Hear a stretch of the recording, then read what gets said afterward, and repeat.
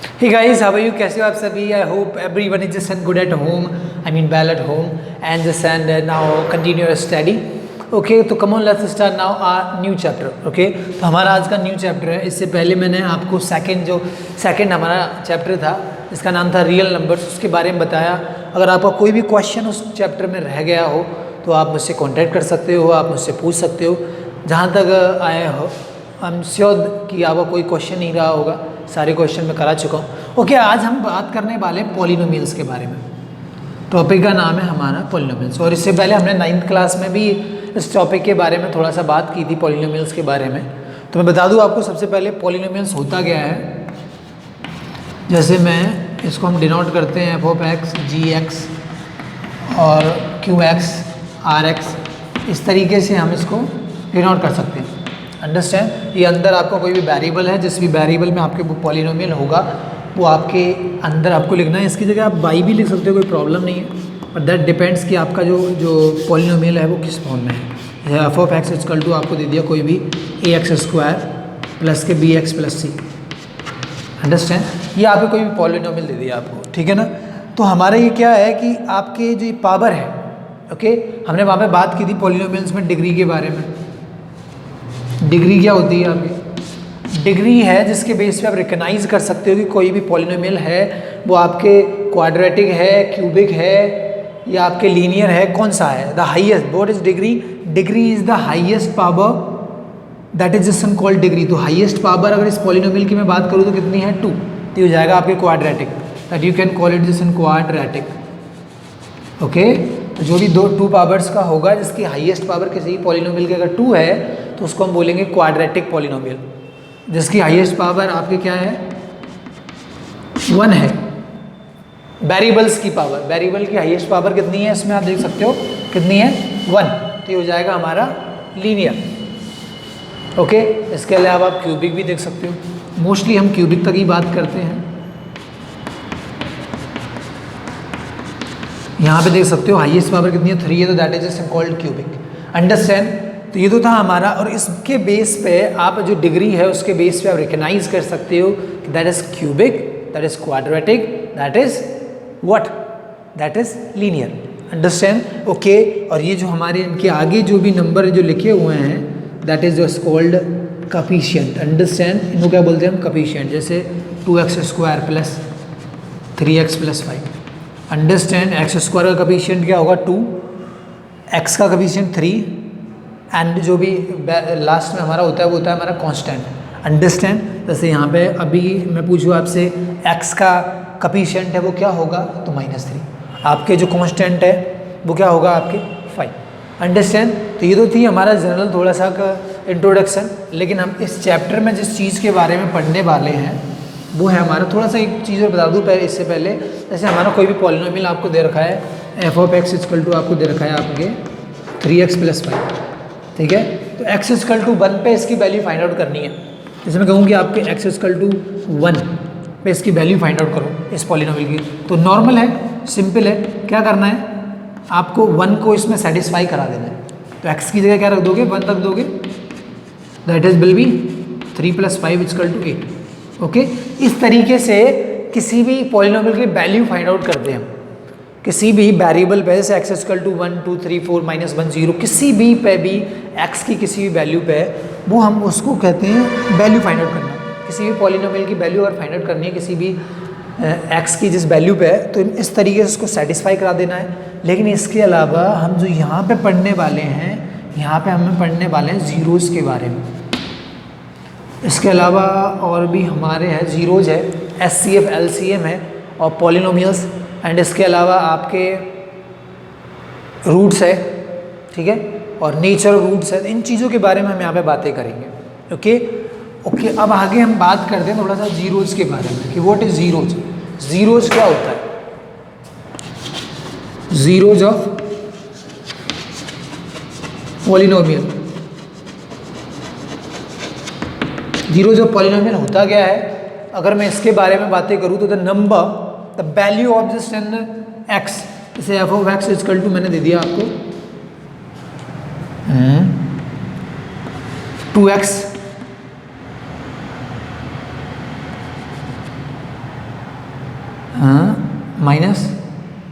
-6।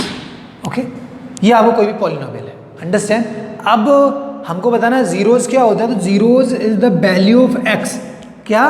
Zero is the value of x which satisfy this polynomial. अब what is the mean of satisfy?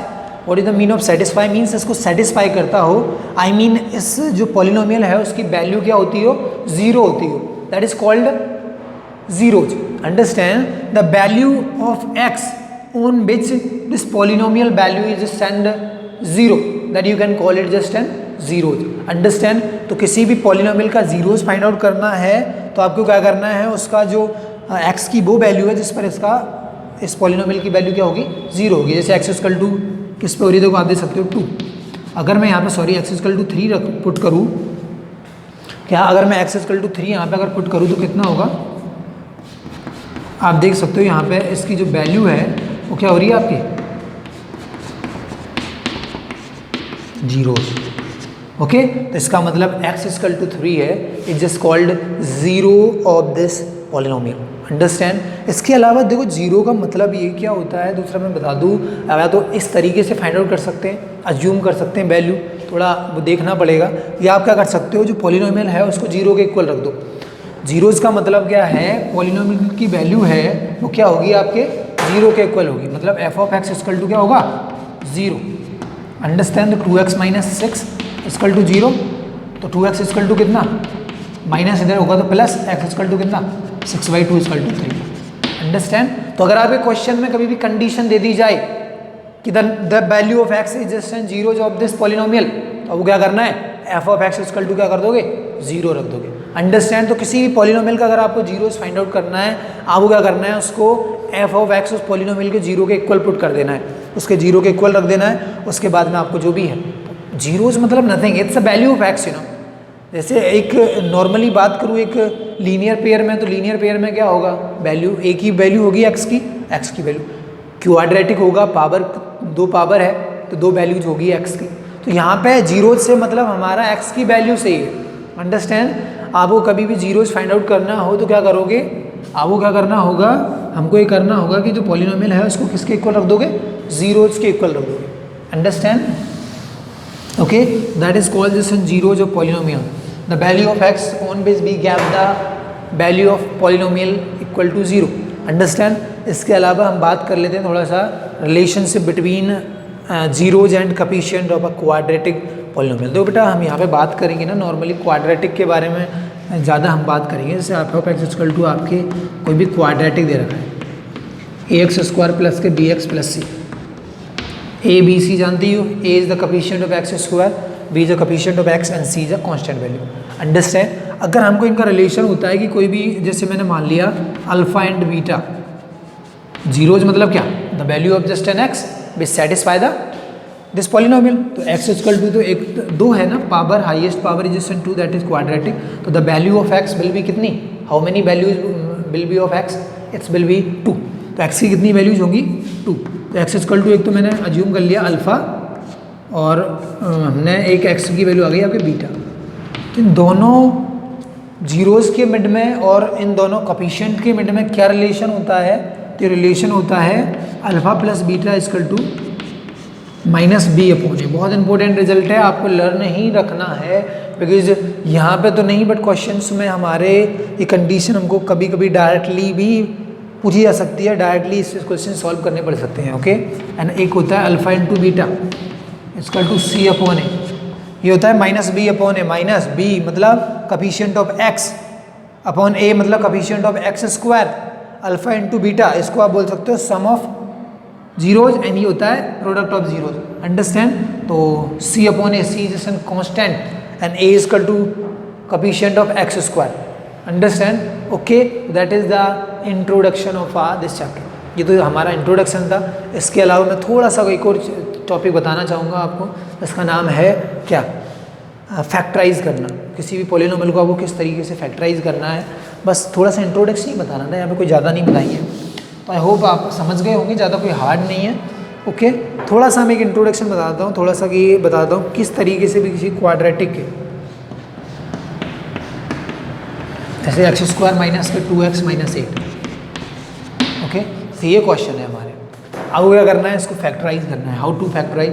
तो firstly polynomial को factorise करने से पहले उसको क्या करना पड़ेगा आपको, जीरोज़ की वैल्यू फाइंड आउट करनी है ना, तो उसके पहले आपको उसको जीरो के इक्वल फाइंड आउट रखना पड़ेगा। F of x equal to zero, x square minus के 2x minus 8 equal to zero.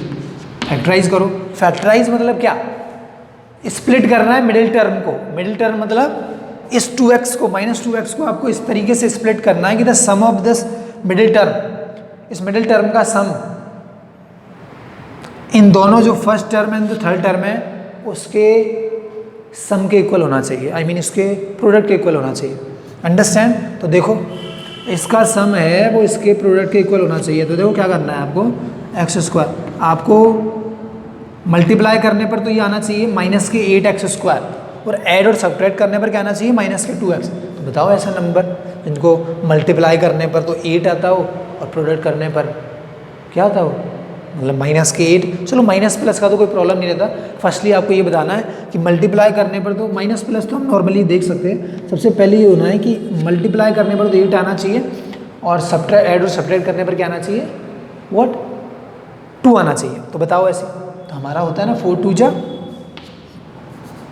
एक तो हो गया हमारे 4 और एक हो गया 2, 4x और 2x और एज इट इज़, हाँ ओके। एक तो हो गया हमारे 4x और 2x, ओके। अब अपने को ये देखना है, ये कंसीडर करना है कि साइन किस चीज़ का होगा, ठीक है। अब आप देख सकते हो बेटा हमारे फैक्टराइज तो हो गए 2, 4x और 2x। अब साइन का फाइंड आउट करना है, जिसको थोड़ी वैसे तो कोई ज़्यादा हार्ड वो नहीं है, 9th क्लास में पढ़ चुके हैं, लेकिन किसी को भी अगर कोई प्रॉब्लम होती है तो आसान वे है, उसे समझ सकता है। ओके, फर्स्टली प्रोडक्ट, इन दोनों का जो प्रोडक्ट है वो इसके सम के इक्वल होना चाहिए। तो मल्टीप्लाई करने पर 8x स्क्वायर और ऐड और सब्ट्रैक्ट करने पर माइनस के 2x आना चाहिए।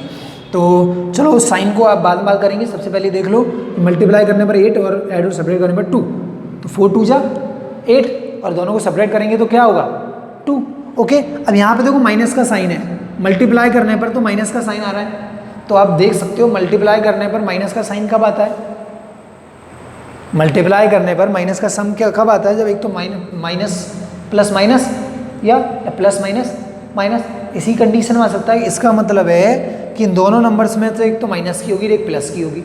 अंडरस्टैंड? आपके माइनस साइन क्या अब आएगा, जब माइनस प्लस माइनस माइनस होता है ना, तो मतलब एक तो माइनस की होगी एक प्लस की होगी। अब डिपेंड करता है इस नंबर पे कि कौन सी माइनस की होगी कौन सी। देखो यहाँ पे किसका साइन है, माइनस का साइन है, तो आपका जो ग्रेटर नंबर होगा वो आपके किसका होगा, माइनस का होगा, और जो लोएस्ट नंबर होगा वो प्लस का होगा, ओके। और -8 एज इट इज। वैसे कोई ज़्यादा हार्ड नहीं है, बहुत सिंपल वे है। उसके बाद में इनको कॉमन ले लो, 2 2 का पेयर बना लो, x कॉमन आ रहा है तो x माइनस के 4 होगा, x कॉमन ले लिया देखो, तो क्या बचेगा यहाँ पे x माइनस के 4 एंड प्लस यहाँ पे 2 कॉमन लेंगे x माइनस के 4, ओके। तो यहाँ पे ध्यान रखना ये सेम होंगे हमेशा, x माइनस 4 अगेन कॉमन ले लिया, x प्लस 2 इक्वल टू 0। अब अलग अलग जीरो के इक्वल रख दो इसको, x equal to 4 equal to 0, तो x इक्वल टू 4 और x प्लस 2 इक्वल टू 0, तो x इक्वल टू कितना -2। ये हमारे 2 फैक्टर हो गए। इस तरीके से हमको स्प्लिट करना है मिडिल टर्म को, और कुछ नहीं करना है इसमें, और बहुत सारे क्वेश्चंस है, आप उनकी प्रैक्टिस कर सकते हो। दूसरी चीज़ ये तो हमारी कंडीशन हो जाती है कि आपके सारे दे रखे हैं आपको। एक और कंडीशन कभी कभार हमारी ये भी आ जाती है कि जैसे हमको कोई ज़्यादा नहीं दे रखा होता, ये तो थी हमारे फैक्टराइज करने वाली। कभी कभी जैसे क्वाड्रेटिक इस वे में भी आ सकता है, जैसे 9 आ गया, इस तरीके से क्वाड्रेटिक आ गया। अब देखो यहाँ पे आपके जो मिडिल टर्म है ना, x की जो टर्म है वो आपको क्या कर रखी है, इसमें से डिसअपियर कर रखी है। तो वो क्या करना है कि सबसे पहले f of x equal to 0, x की वैल्यू तो फाइंड आउट करनी है, x square minus 9 equal to 0, ठीक है। कांस्टेंट जो भी वैल्यूज होती है हम उनको उधर ले जाते हैं, कांस्टेंट को ही ले जाना है। उसमें क्वाड्रेटिक था, फैक्टराइज किया, यहाँ पे मिड वैल्यू नहीं है, क्या करना है इसको इधर ले जाओ, प्लस का होगा, x इक्वल टू कितना स्क्वायर है, इधर जाएगा तो रूट 9 हो जाएगा हमारा, प्लस माइनस के 3।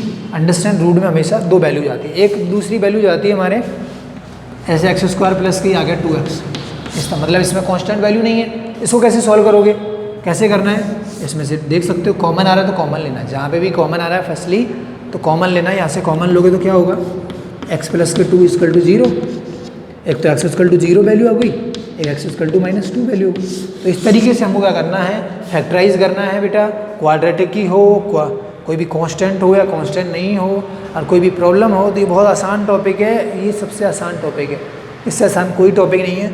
तो अगर कोई प्रॉब्लम हो तो you can ask me, okay. I hope you have well understood about this. और एक चीज़ और बता दूँ बेटा कि मैथमेटिक्स है, इस तरीके से तो है नहीं कि मगअप करके कर लोगे, कोई सोशल साइंस नहीं है, सॉरी मैं किसी के बारे में नहीं हुआ, बट कोई मगअप करके तो नहीं कर सकते, प्रैक्टिस करनी पड़ेगी। प्रैक्टिस मेक्स सम एक मैन परफेक्ट, और वो भी राइट डायरेक्शन में। ऐसे नहीं प्रैक्टिस भी कहीं पे ही कर रहे हो, प्रैक्टिस भी करते हो लेकिन राइट डायरेक्शन में होनी चाहिए, अंडरस्टैंड, ओके। दूसरी चीज़, जो भी होमवर्क आपको दिया जा रहा है उस होमवर्क को करना है, अपनी कॉपी में करना है, और वो चेक किया जाएगा। आप मुझे पूरा होमवर्क चेक कराओगे, लेकिन फर्स्टली उसको कॉपी में करना है। दूसरी चीज़, आपको एक भी क्वेश्चन नहीं छोड़ना है, चाहे वो एग्जाम्पल का हो, चाहे वो एक्सरसाइज का हो, चाहे वो मिसलेनियस का हो, आपको सारे क्वेश्चंस करने हैं। कोई एक्स्ट्रा क्वेश्चन निकलता है तो वो एक्स्ट्रा क्वेश्चन भी करना है, लेकिन क्वेश्चन नहीं छोड़ना है बोर्ड का। क्योंकि एक चीज़ फैक्ट है कि बोर्ड में क्वेश्चन आता है तो आउटर तो बहुत ही कम चांस होगा कि आउटर आएगा, आना इसी बुक में से होता है, हो सकता है थोड़ा सा अलग दे दे और नहीं आता। मिसलेनियस में ऐसे अलग भी कि कम परसेंट होता है चांस, लेकिन इनमें से तो आता ही है। एग्जाम्पल तो 100% आते हैं, और एग्जाम्पल, एक्सरसाइज, मिसलेनियस तीनों निकाल के दिखानी है आपको। I hope you have well understood about this, and please don't interrupt your study and continue your study every day, because every day is just so important for you, because you are just so close, understand? So now best of luck, and please stand, don't interrupt your study. Best of luck.